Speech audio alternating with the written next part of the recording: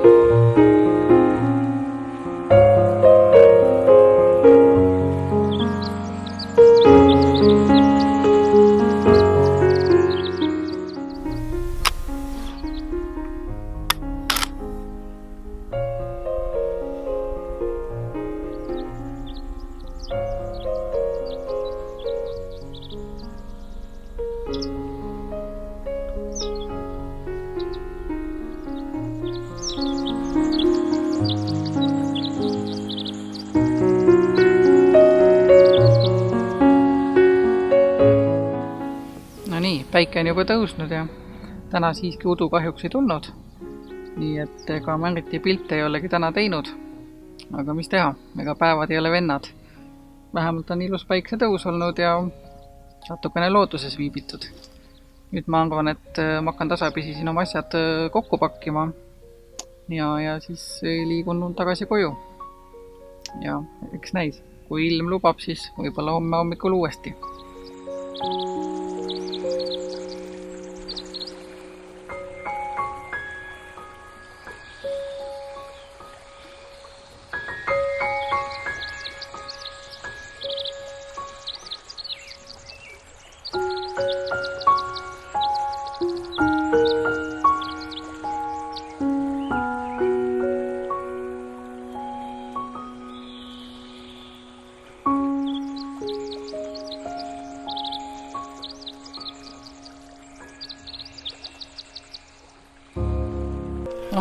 Vaadake, mis ma leidsin.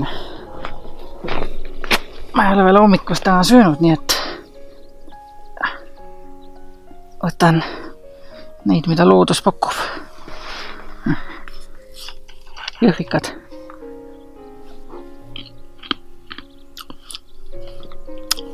Mõnus.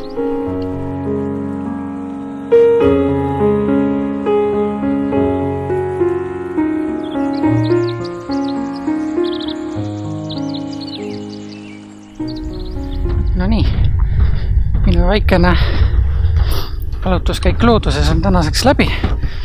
Pilti küll eriti ei saanud, sellepärast see tudu ei tekkinud ja seetõttu ei tekkinud selliseid meelepangaseid pildimotiive, mida oleks soovinud, aga noh, ei ole hullu. Ega looduses käimine ongi siuke õnne asi paljuski, et ei ole päris nii, et nüüd lähed ja kohe saad kõike, mida sa tahad. Kui ikka loodus hetke ei paku, siis imed näppu või hapusid jõhvikaid, nagu mina täna tegin. Aga ei, muidu oli lahe. Ilus päiksepaisteline hommik, suukured laulsid, isegi mõnda tetre kuulsin. Nii et mõnus.